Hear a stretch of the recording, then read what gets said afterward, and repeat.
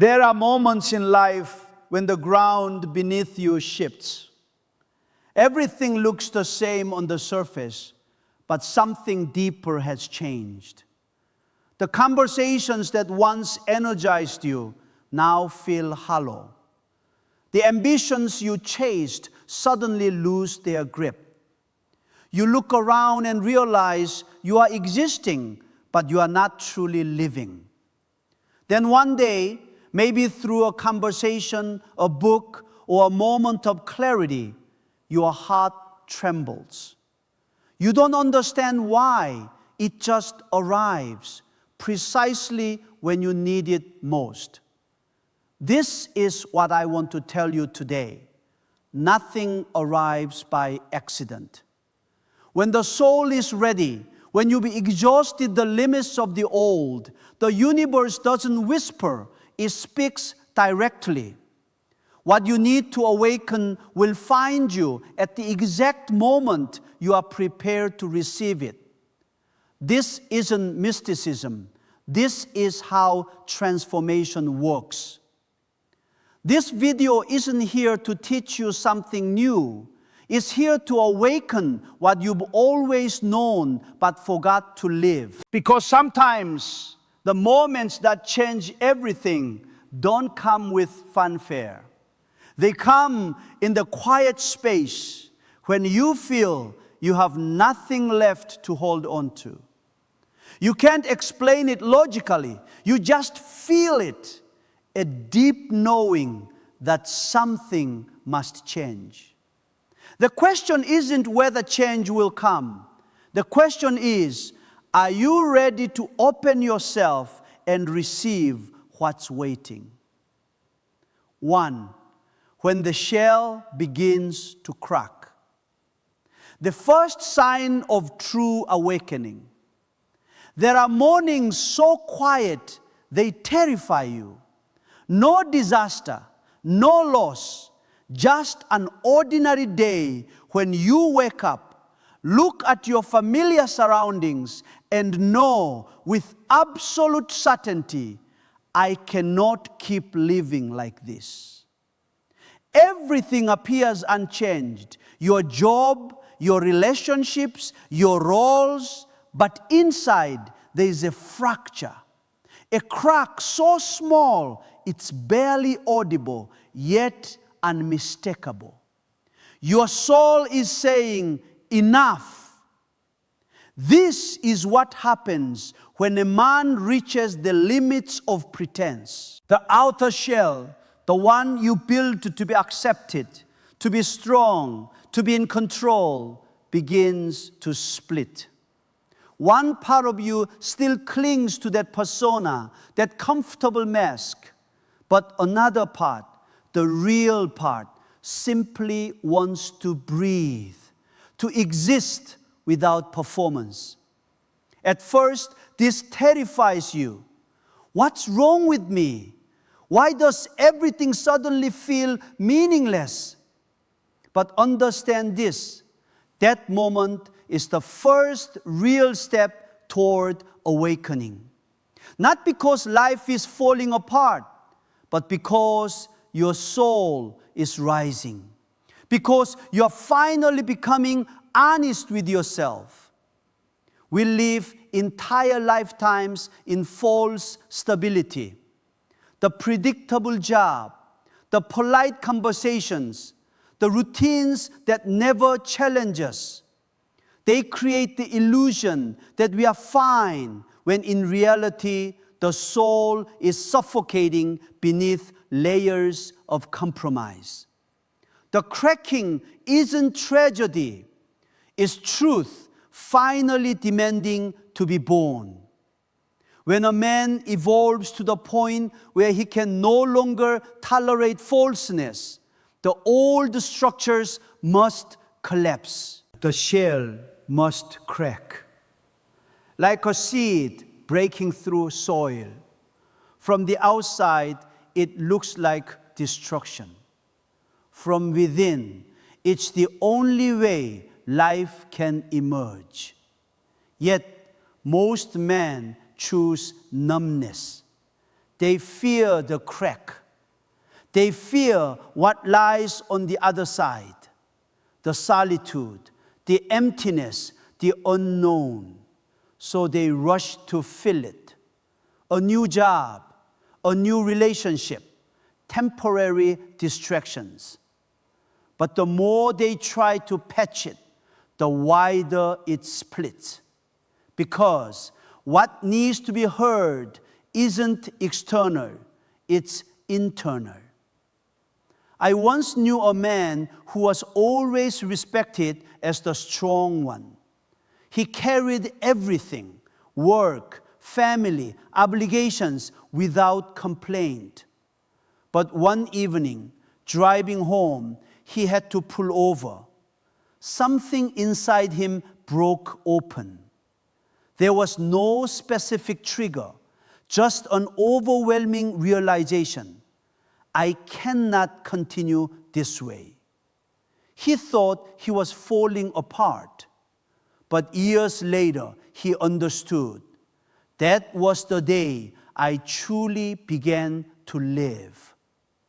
From that moment, he learned to say no, to rest. For the first time, he looked at himself not to judge, but to understand. That crack became his doorway. Listen to me. When the shell begins to crack, you are not losing yourself. You are being asked to finally become yourself. The moment the shell fractures is when the soul reclaims its authority. It forces you to confront the question you've been avoiding. Who am I when I stop playing this role? If you are in that space right now where everything feels hollow, where old satisfactions no longer touch you, where you sense something inside demanding change, understand this. You are not breaking down. You are breaking open. Don't run from it. Don't try to return to how things were. Because how things were is exactly what your soul is trying to outgrow. Let the crack exist. Observe it. Listen to it. Because beneath that fractured surface, a deeper, truer version of you is being born. Collapse is not an ending, it's a beginning. If you feel that crack within you right now, acknowledge it. One word in the comments, say, I feel it. Because the moment you dare to recognize it, awakening has already begun. 2, when the soul speaks from crisis to calling. After the first crack, a new phase unfolds, not with noise, but with a silence so deep it unnerves you. On the surface, life continues. You still work.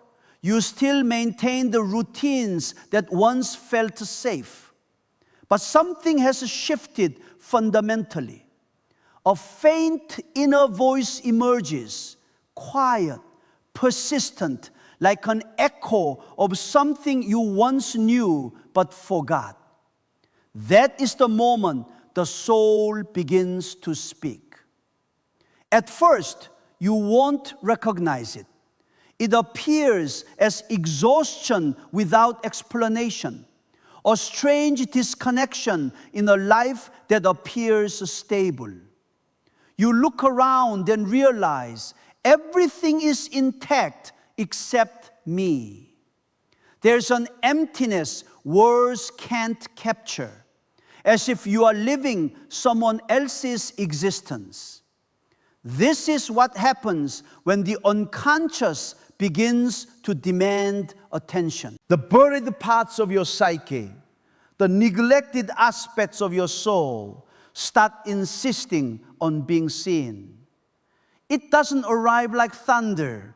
It seeps through your dreams, your unexplainable moods, your quiet dissatisfaction that you can't justify. Many men believe they are breaking down, but understand what's actually happening. Your psyche is attempting transformation. When the unconscious wants change and your conscious mind clings to the old, tension is created. That tension is the raw energy of metamorphosis. Ignore it, and it will express itself as fatigue, depression, or events that force you to stop. Listen to it, and it becomes your guide. Modern neuroscience confirms this. When a man faces crisis, both his emotional systems and his prefrontal cortex undergo intense rewiring. A crisis isn't merely stress, it's neural reconstruction, the breaking of old patterns to create new neural pathways. Your brain is literally rebuilding itself for maturity. At this stage, you begin to perceive the divide between your outer and inner selves. What once felt safe now feels heavy. Your old ambitions no longer inspire you. A part of you wants liberation, as if your current life no longer reflects your actual truth. That's when you know it's time to change. The soul doesn't speak in words, it speaks in feelings, dreams, and unease you cannot rationalize away. Society teaches conformity. It lulls us with false stability and makes us forget the soul's voice. But when a man lives too long in a predetermined script, the soul doesn't rebel with chaos. It rebels with silence. A silence that grows louder every day. I knew a man who had everything society told him he should want: the career, the marriage, the financial security.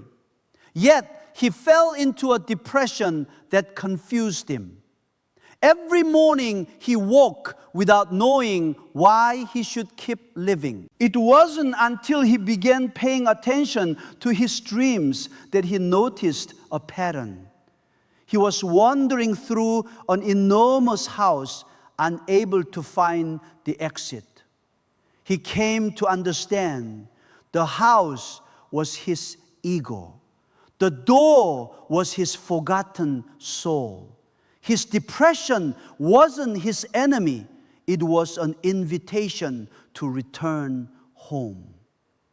This is what I call the call of the self, the summons of your true essence. And the soul doesn't communicate through logic. It communicates through synchronicity. You meet someone who says exactly what you need. You read a line that strikes you to your core. You stumble upon a video at precisely the right moment. These aren't coincidences. They are the universe aligning with your readiness. Just as fever signals the body's healing, a crisis signals the soul's rebirth. It doesn't destroy you, it purifies you. If the first stage was the crack where light entered, this stage is when the soul truly begins to speak. It's urging you to listen. Everyone's soul speaks a different language. For some, through dreams. For others, through exhaustion or an unnamed urge to change something you can't yet articulate. But the message is always the same. It's time to return home. If you are in this stage now, let the soul speak. Observe the coincidences. Pay attention to your dreams. Notice the subtle signs. The call may start as a quiet stream, but if you listen, it becomes the river that carries you toward freedom. 3, the truth about suffering, not failure, but a threshold. When the soul's voice grows loud enough, it demands more than to be heard. It demands to be felt. And that's when suffering arrives. Not to punish, but to open the path.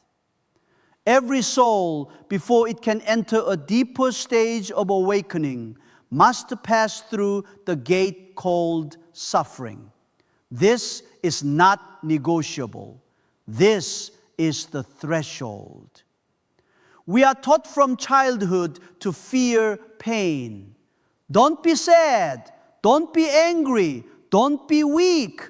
Don't cry. The modern world glorifies happiness as the standard and treats suffering as a malfunction to be fixed. But I'm telling you, it's precisely the avoidance of a pain that disconnects you from your soul. Suffering is not evidence of a failure. It's a sign of readiness. When all false layers dissolve, the soul undergoes a necessary disintegration. Painful, yes, but necessary. Like a craftsman stripping away the outer wood to reveal the true core. I once knew an artist, a painter, who spent years chasing perfection. Then came a crisis. He couldn't paint, couldn't feel. Even though color, his greatest passion, was right before him. Every attempt deepened the emptiness. Instead of forcing himself, he stopped. He allowed the pain and confusion to move through him completely. In silence, he began to paint again. But this time, not for an audience, for himself. For the first time, he felt life returning with every brush stroke. He told me, pain didn't destroy me. It only stripped away what was false, so I could return to who I truly am. Listen to this truth. Neurosis is always a substitute for legitimate suffering. When a man refuses to walk consciously through pain, it haunts him in other forms. Depression, anxiety, addiction, repetitive cycles that destroy him. But when he faces it with courage, suffering becomes the catalyst that burns away the old and makes space for the new.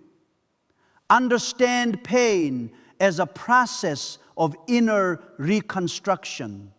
It forces you to stop, to face what you've avoided, the buried memories, the repressed emotions, the long-standing limitations you've never examined. In this phase, you may feel weak, empty, lost, but that weakness makes you real. When you stop controlling and allow yourself to fully feel, you enter a state where light and shadow begin to have a conversation within you. This is integration, the merging of your opposites.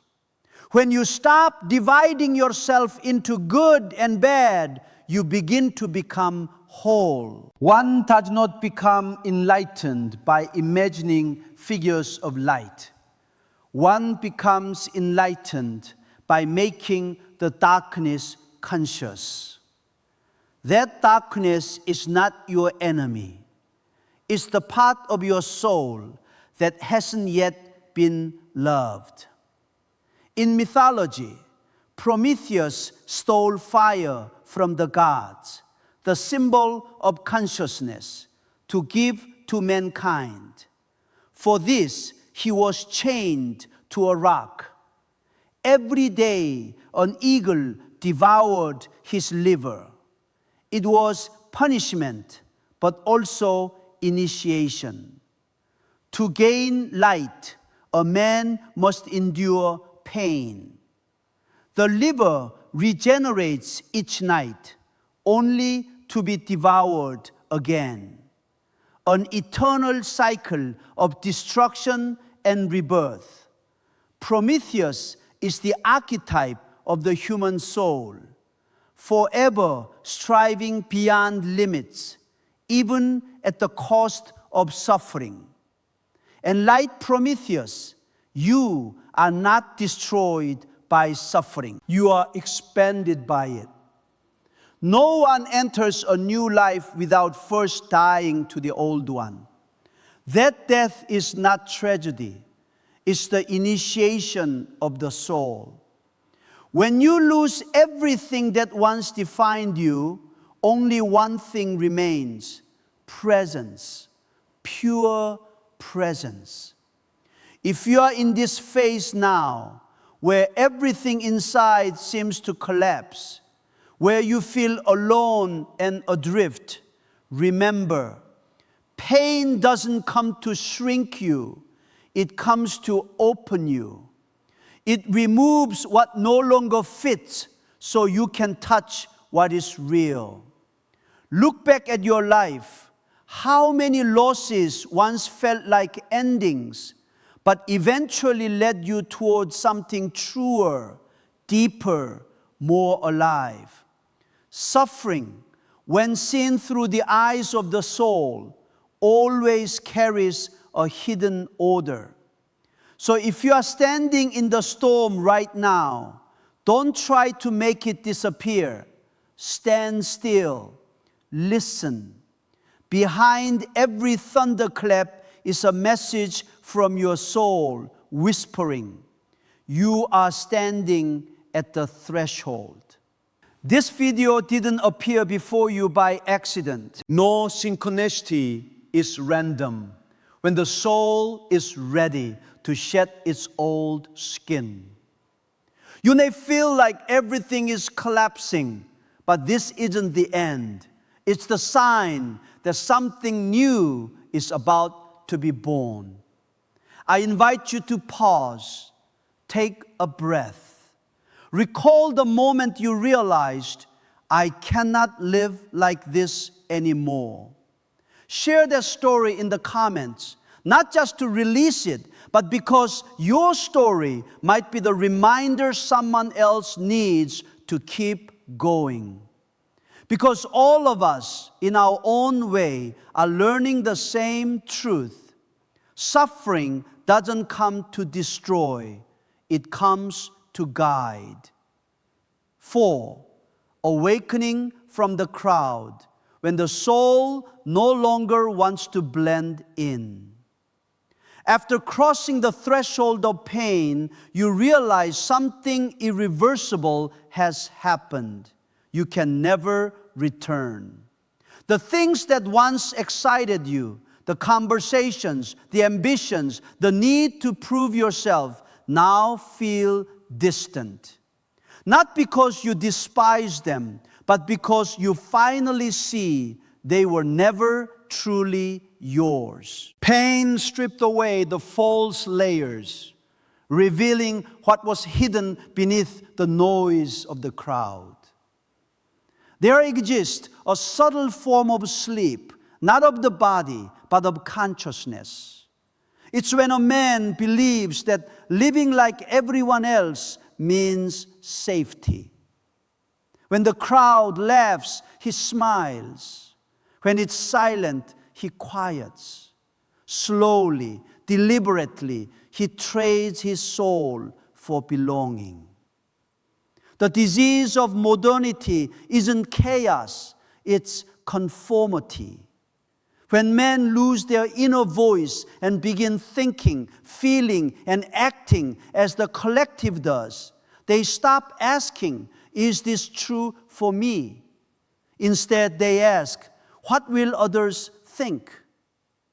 When the soul awakens, that conformity becomes suffocating. You start to feel foreign in familiar spaces, small talk, superficial goals, polite relationships, shared dreams manufactured by society. You no longer want to chase these things, but you also don't know where to go. This is the in-between. You stand suspended between two worlds, one of external noise, one of inner silence. And only by remaining in that silence long enough can you hear the real voice within. Imagine a bird that has always flown in formation. It feels safe following the group. Then one day, an instinct calls it toward a different sky. It trembles. It wants to return, but the old sky is now too small. When it finally dares to leave, the first thing it encounters is loneliness. But within that solitude, its true wings begin to work. Similarly, the loneliness after awakening isn't punishment. It's the space your soul needs to expand. It's where individuality is forged. Only when you are no longer pulled by the gravity of the crowd can you find your true center. A film director I knew spent years making movies to please critics. Each praise brought temporary relief. Each criticism crushed him, until one day he couldn't write a single line. He realized, I know how to make a good film, but I no longer know how to make an honest one. So he stopped, not out of rebellion, but to listen. In months of silence, a new story emerged. For the first time, not for anyone else, but for himself. The film didn't win awards, but it made him feel alive. I lost my reputation, he said, but I found my soul. That is the essence of leaving the collective sleep. You don't have to fight the crowd. You simply stop letting it define your worth. Here's the truth. The crowd doesn't exist. It's only countless individuals afraid of being alone, trapped in sameness. Awakening from the crowd doesn't mean turning against the world. It means stopping the world from deciding who you are. When you dare to live honestly, you don't lose connection. You trade the crowd for your center. And from that center, a new order emerges, not built on applause, but on inner stillness. The awakening journey begins in loneliness, but ends in a deeper unity. Not with the crowd, but with life itself. When you stop seeking validation outside, you begin to sense something sacred inside, presence. Maybe that's why you found this video, not by chance, but because your soul is ready. Ready to step away from the crowd, to pause amid the noise and hear again that smallest, truest voice within, the one that says, I'm still here. 5, the terrifying leap from pretending to being real. After the soul leaves the crowd, you might believe you're free. You are not. You've only just begun. Because the hardest part isn't leaving others. It's leaving the false version of yourself. From here, awakening demands one thing: the leap. The leap from what is safe, familiar, and false to what is raw, uncertain, and real. I call it the psychic leap, an inner decision. I will no longer live a lie. It sounds simple, but it's one of the most terrifying moments in a man's life because the old self doesn't release easily. It pulls you back with fear, with logic, with habits, with the illusion that safety matters more than truth. It whispers, if you live truthfully, they'll leave you. If you stop performing, you lose everything. But the soul no longer listens to those whispers. The most terrifying thing is to accept yourself completely. Because when you truly face yourself, you don't just see the beautiful parts. You see the shadows, the selfishness, the wounds, the fragments you buried under moral masks. Truth is never comfortable, but it is always liberating. Neuroscience now confirms this reality. Studies on neuroplasticity show that when you face truth and change habitual thought patterns, old neural pathways linked to fear dissolve. New ones linked to awareness and creativity form. When you live truthfully, your brain literally rewires itself. But before rebirth comes the in-between, the dark corridor between two selves. Here, you are no longer who you were, but not yet who you'll become. Everything shakes. Relationships shift. Jobs feel wrong. Beliefs crumble. You might feel empty, lost. But in that barren space, the soul begins to breathe. Facing your inner dragon, the symbol of fear and resistance before transformation. The dragon isn't your enemy. It guards your treasure. It roars only when you approach your truest self. Most men turn back, terrified by its fire, the fire of uncertainty, solitude, and vulnerability. But those who stand still discover the dragon only burns when you run. When you face it, it becomes light. A man I knew spent years in his marriage trying to be the perfect husband, gentle, understanding, endlessly accommodating, out of fear of abandonment. He smiled while his heart broke. He stayed silent when hurt. He carried the entire weight of maintaining harmony. The more he tried, the more he disappeared. One evening, something shifted. While setting the dinner table, he stopped. He realized, I'm no longer myself. From that day, he began saying no to what hurt him. He allowed himself to rest, to read, to walk, to simply be. People said he'd changed, but day by day, he felt lighter. He no longer lived to be loved. He lived to love from truth. One day, his wife said, "You are different, but more beautiful than ever." He smiled. "No, I'm just not afraid anymore." That is the leap I speak of. From fear to honesty, from pretending to living. It's never easy. The false self is persuasive. It knows how to convince you that safety matters more than freedom.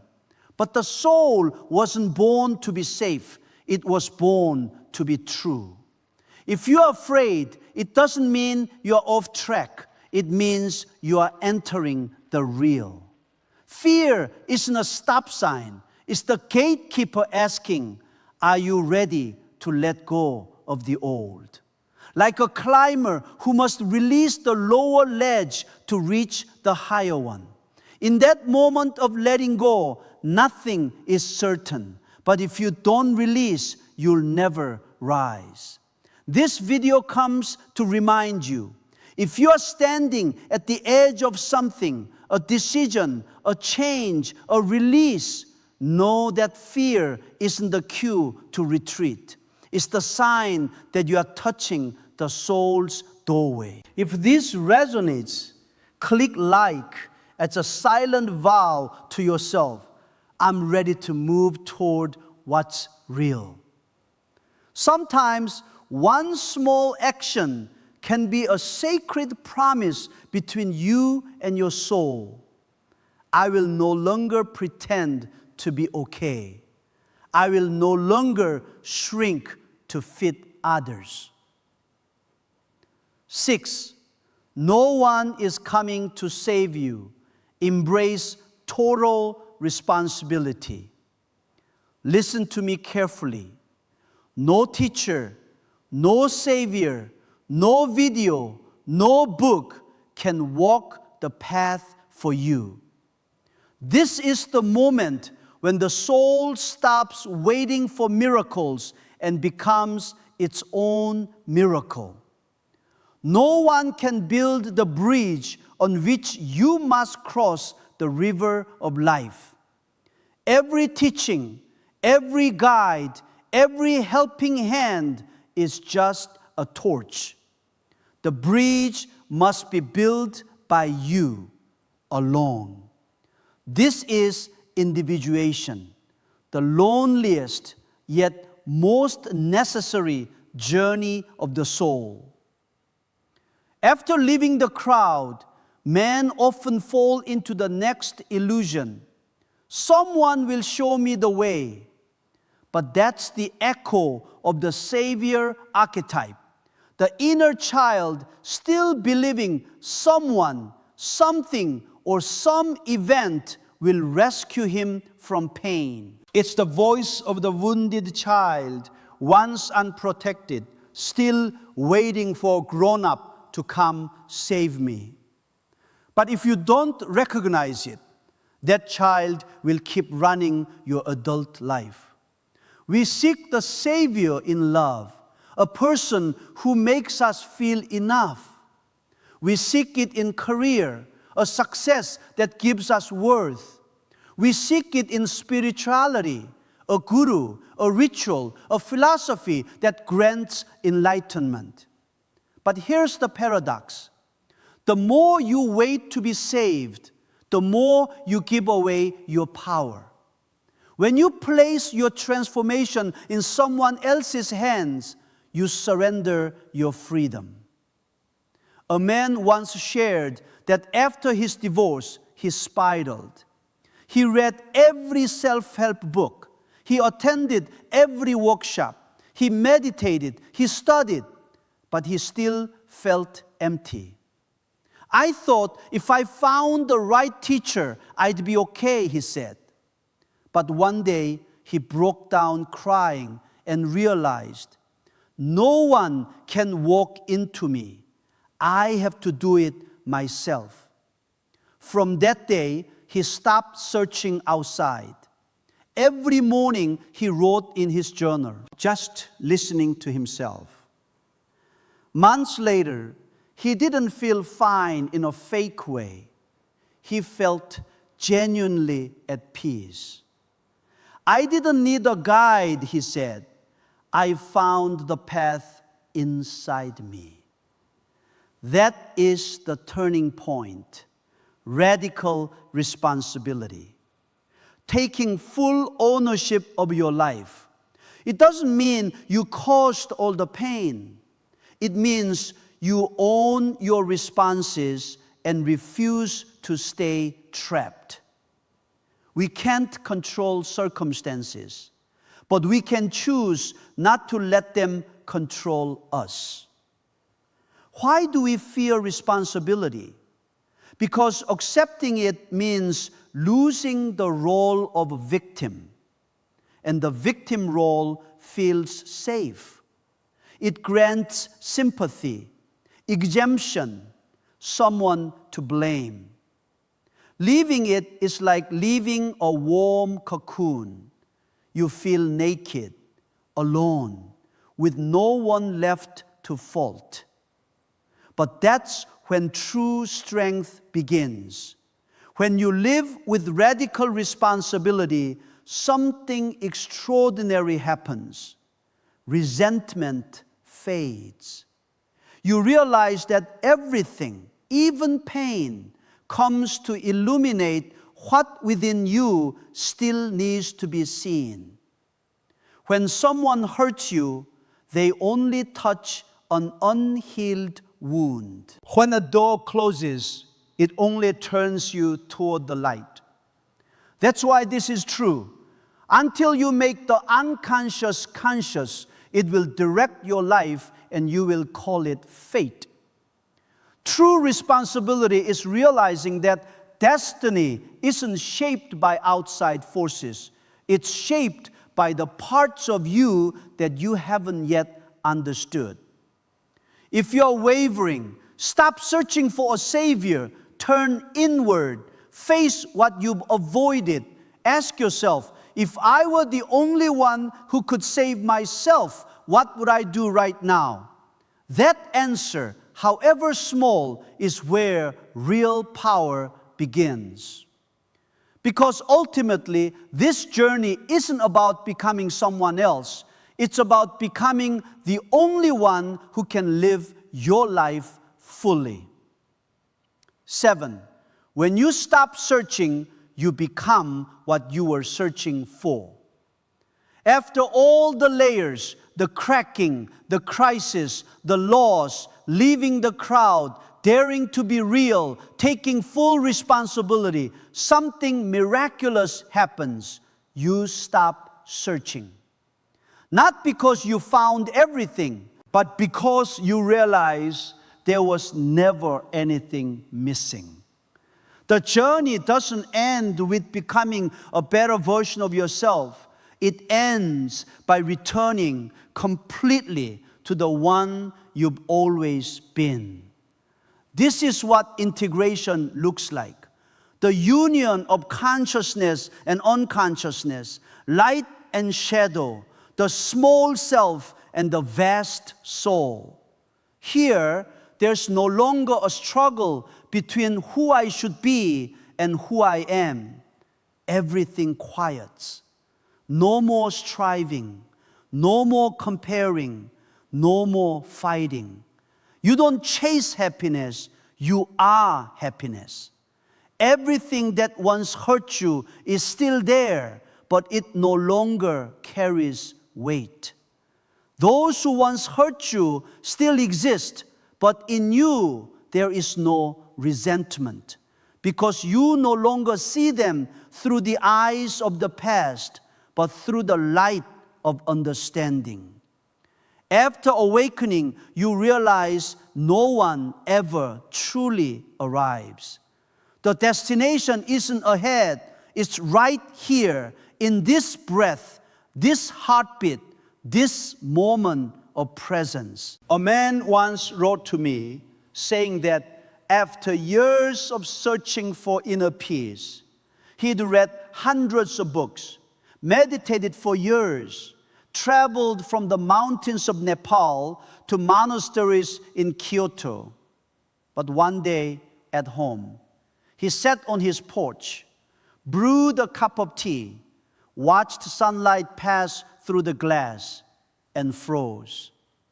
I realized, he said, I had traveled half the world looking for something that had never left me. Since then, he no longer counts meditation hours or tracks progress. He just lives. And every breath has become meditation. That is integration. when soul and life are no longer separate. When you cook, it's meditation. When you work, it's meditation. When you speak, it's meditation. Your presence itself becomes a source of peace for others without effort. A Tibetan monk once said, "When I was young, I practiced to attain enlightenment. When I grew old, I just drank tea." It sounds simple, but it holds the essence of true wisdom. When you stop trying to be special, you return to simplicity. And in that simplicity lies the sacred. If this stage had an image, it would be a lake after a storm. When the wind stops, the water no longer roars. It simply rests. And in that stillness, the whole sky is reflected. Not because the lake tries to be calm, but because it has learned from the wind. So it is with life. When you stop resisting, stop forcing meaning, everything becomes clear on its own. And in that stillness, miracles unfold. You stop chasing love, and love finds you. You stop seeking purpose, and everything you do becomes meaningful. You stop demanding perfection and realize everything has always been perfect in its own way. You stop asking, "What must I do to be happy?" because you are already living the answer. If this journey had a sound, it would be silence. A silence not empty, but vast as the ocean. In that silence, you begin to sense something I call living in synchronicity. Coincidences no longer surprise you because you know the universe never miscalculates. Everything arrives the moment you are ready. Just like this video, it didn't find you randomly. It came at the exact moment your soul was quiet enough to hear its inner call. Because awakening is never a climb outward, it's a return inward. And when you return deep enough, you realize the soul never wandered. You simply forgot the way back. Now, everything you touch holds meaning, not because it's grand, but because you are fully present within it. If you've reached this point, perhaps this video didn't find you to awaken you, but to remind you that you've already awakened. There is nothing left to achieve, no path left to reach, only one thing left to practice, to live. Write one sentence in the comments, "I remember," because once you remember, everything is complete. As you reach the end of this journey, understand this: nothing in your life was ever random. Every meeting, every loss, every moment of confusion was the universe whispering, "It's time. Time to stop, listen, look inward to the place where your soul has always waited to be seen. To live fully, clearly, and freely in a peace deeper than all conditions." This video didn't find you to change you. It came to remind you that you were never lost. Everything you need is already within you, just waiting for you to remember. Because sometimes awakening doesn't arrive with thunder. It arrives in the quiet moment you realize you are finally ready to live truly. Without running, without pretending, just living in full awareness and love. If this video touched you, share it with someone walking through their own silence. And don't forget to subscribe, because whenever your soul is ready, messages like this will find you again. Right time, right way.